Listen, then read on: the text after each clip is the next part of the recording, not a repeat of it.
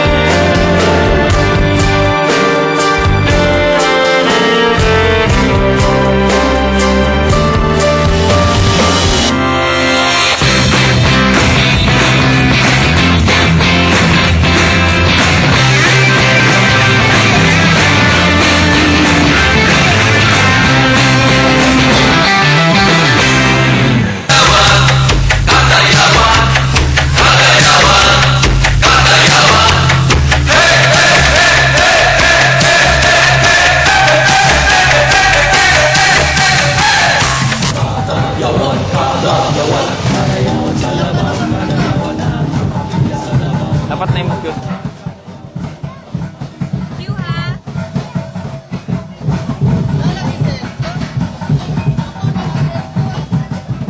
Madayaw! Happy Kadayawan sa Davao! Bangon-bangon na, ugtungan natong sugato ng adlawng Biyernes, ugusa ka, Mayong Buntag, Mindanao! Ayan mga kapamilya, kita karon din sa Barangay 5 sa Choco Field para syempre makiselebrar sugdan good with a bang ang 28th Kadayawan Festival. Mga klorig, syempre karon nagsugod na ang mga dagkong highlights sa Kadayawan Yes. sa Davao Busa. Kita mismo ang unang motunol diha sa atong mga televiewers o sa tanan natong mga kapamilya nga napa silang mga balay. Tutok na kay sadyang buntag ang atong giandam nel, di ba? That's right. O syempre, karong adlaw ang Davao River Festival din sa Barangay 5-8 din daghang mga contingents gikan sa lain-laing tribo sa Davao City ug nay mga apil sa bang pribadong sektor ang moapil niining Davao River Fest in Manukad dinhi mismo sa Barangay 5-8 hangtod ka na dito na sa Chongo Football Yes. Field. Kani fluvial parade nato mga kapamilya no natay mga bangka din kung asa kani mga bangka 10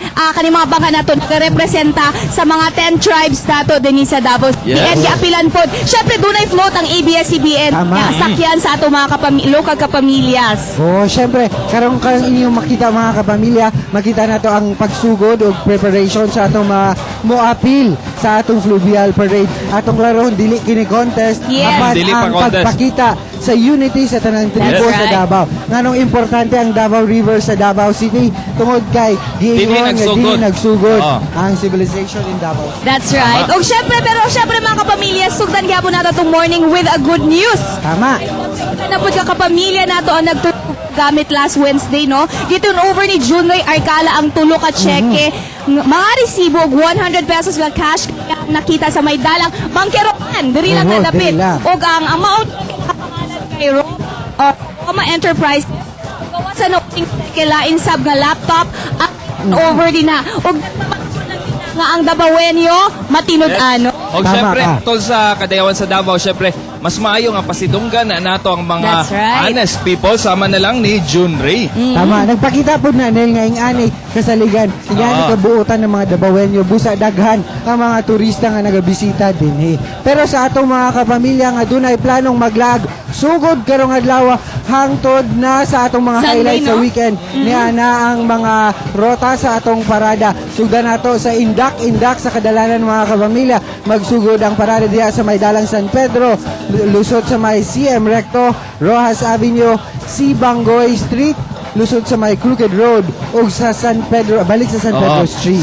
Siyempre, ang ruta ni circular lang. Oh, circular na. Carousel ang iya Oho. paglibot. Ug syempre kana kay sa indak-indak sa kadalanan ng mga kapamilya that will happen tomorrow ug mga adlaw. Pero di mahitabo ang pamulak sa Kadayawan ang rota Is from corner Father Gomez Street to CM Recto, then from Rojas to Bonifacio Street, from corner CM Recto to Pelayo Street, from corner Bonifacio to San Pedro Street, then from corner Pelayo Street to Rizal Park. sa mga kapamilya free nga maglaglaag karon 28 Kadayawan Festival. Ug syempre dunay live coverage ang Ogma ka na. May Oo, kapal. yes. Yan. Pero una sa tanan no, para i-welcome, formally welcome ang atong mga kapamilya, mga bisita Yes. sa Davao City. Kauban nato si Attorney Geoffrey Agustin. Ma'am, kindly invite muna our mga bisita nga moani karon. Madayao, Davao. Good morning to all of you. Ngayon po, nandito tayo sa Davao River Festival, no? And it's very fitting that we are celebrating this today because actually, it coincides with the Indigenous Peoples Day. Oo. Ma'am, ang last na to ani is 2009 pa. Nganong atong gibalik karong tuiga. Well, we were talking during our EXICOM meeting, we were talking at the beginnings of our festival, and then they were talking about that this was really a big event before. So I said, why not revive it? Oo. So, aside ani ma'am unsa pay ang ngayang atangan sa atong mga bisita karong adlaw? Well, ngayon we have the Davao River Festival. Later tonight we will have the Hiyas Finals. And then of course on Saturday we will have the Indak-Indak, and on Sunday we will have the Pamulak. Oo. Ma'am, andam na ba ang syudad para sa pagdagsang sa dagan pang mga turista sugod karong adlaw hangtod na sa weekend? Of course, Davao City is very much prepared.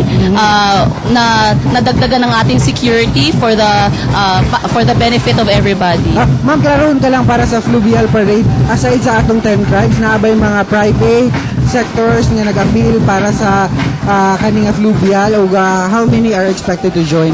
Actually, we will have 15 bangkas today. Oo. So aside from the 10 tribes, there will be different organizations and companies joining, such as the ABS-CBN, of Oo. course. Siyempre mga kapamilya, atangi ang float sa ABS-CBN niya. Once again, ma'am, invite our mga televiewers para sa atong Mga Dabawenyas and of course our foreign visitors, I would like to invite you to enjoy the festivities of our Kadayawan Festival. Oo, dagang salamat Atty. Joe. Maraming salamat po. And siyempre, Nel, Claude, Agustin, Dagan salamat, ma'am.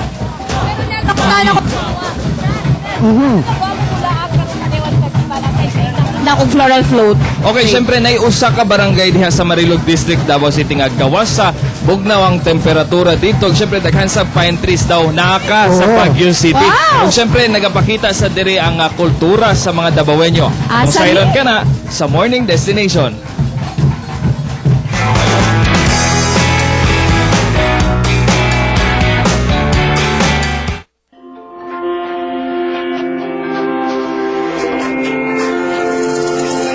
Layo sa polusyon. Kasaba og kasamok. Kini ang Marilog District sa Davao City.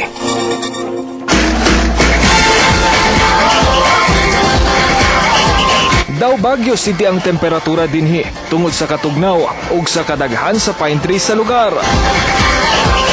Gikan downtown, 100 kilometers ang imong biyahon aron mabot ang Marilog. Usa sa mga tourist destinations ang Barangay Baganihan. Din 70% nga nagpuyo dinhi ang tribo Matigsalog. Dinadayo sa mga local and foreign tourists ang Baganihan, dili lang aron susihon ang landscape sa lugar, pero tungod sab sa bugnaw ug tin-aw nga waterfalls.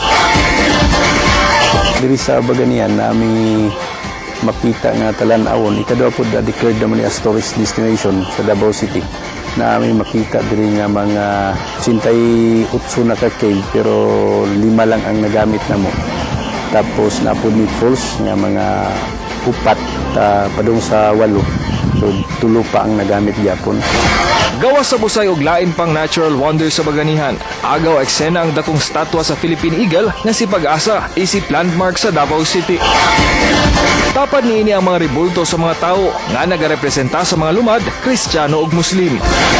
Kinisab ang landmark nga timailhan sa mga nagikan sa Bukidnon ug Misamis Oriental nga ana na sila sa Davao City. Gawa sa pagkuha og pictures, pwede sab makapalit og mga native accessories nga tag 10 pesos ang usa nga hinimo pa mismo sa mga Matigsalog. At ang bayan niyang pinili. Gamayng baktas lang gikan sa highway, mabot na nimo ang garbo sa barangay, ang Apple Falls.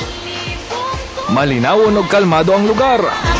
Ang falls napalibutan sa tropical plants. 10 pesos lang ang entrance fee dinhi, samtang 50 pesos kung overnight stay.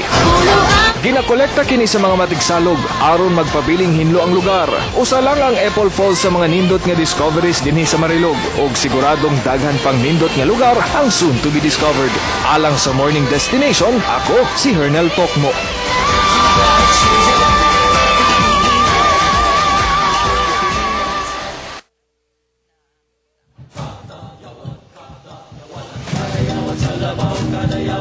Make happy happen.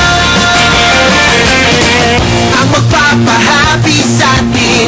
Hanggang isip na lang ba natin? Wala lang waiting.